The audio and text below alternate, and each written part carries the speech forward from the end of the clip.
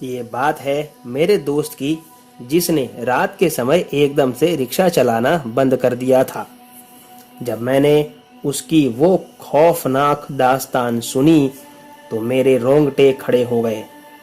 नमस्कार, आप देख रहे हैं आहट एक अनहोनी की, आपके दोस्त कश्यप के साथ। अगर आपने अभी तक मेरी चैनल को सब्सक्राइब नहीं किया है तो अब कर लीजिए और साथ में बेल आइकन को भी ज़रूर दबाएं।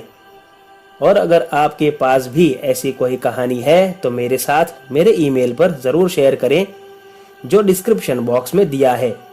आज की हमारी कहानी के लेखक हैं अनमोल जी। तो आइए बढ़ते हैं हमारी कहानी की तरफ। काफ़ी दिन हो चुके थे, लेकिन मेरा दोस्त विजय रात को रिक्शा स्टैंड पर दिख नहीं रहा था। तो उसके हाल चाल पूछने के लिए मैं खुद उसके घर चला गया।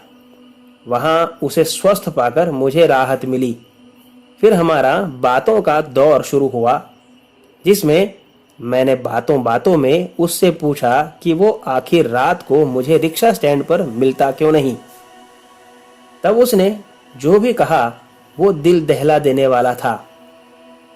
दरअसल बात ये थी कि एक रात को विजय अपनी रिक्शा लेकर के हमारे रेगुलर स्टैंड पर बैठा था। रात के 11:30 बज चुके थे, लेकिन उसे अब तक कोई पैसेंजर नहीं मिला था।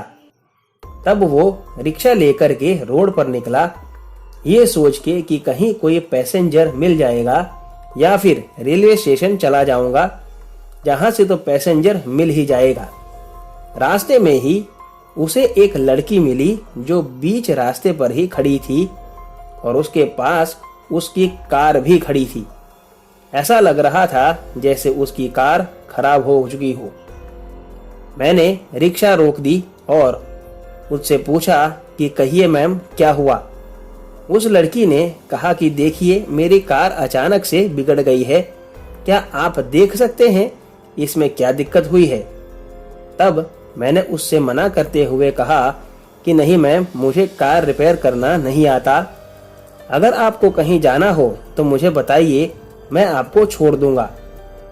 उसने कुछ देर सोचने के बाद कहा कि चलो ठीक है, मुझे कुछ आगे तक छोड़ दो।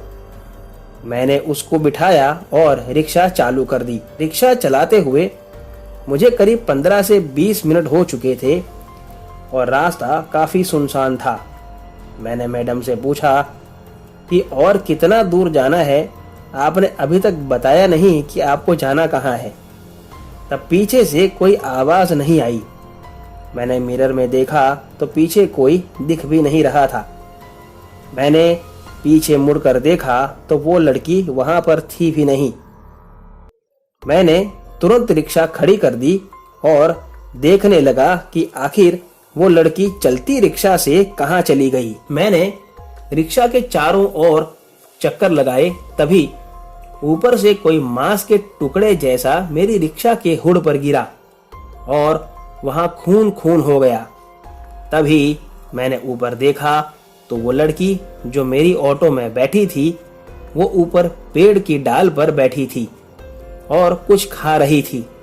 उसका मुंह खून से सना था और उसके दांत और नाखून काफी बड़े और खून से लथपथ थे। ये देख करके मेरी जान ही हलक पर आ गई और मैं तुरंत हिम्मत करके दौड़कर रिक्शा में बैठ गया और रिक्शा वहां से दौड़ा दी।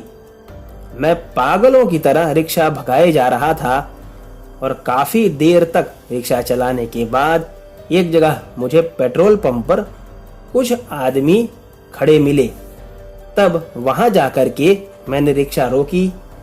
तब मेरी जान में जान आई। उस दिन से मैंने फैसला कर लिया था कि अब आज के बाद कभी भी रात को रिक्शा नहीं चलाऊंगा। तो दोस्तों, आज की कहानी में बस इतना ही। अगर आपको कहानी पसंद आई हो तो वीडियो को लाइक और चैनल को सब्सक्राइब जरूर करें। तो मिलते हैं अगली कहानी में, तब तक स्टे ब्लेस्ड। Thank you.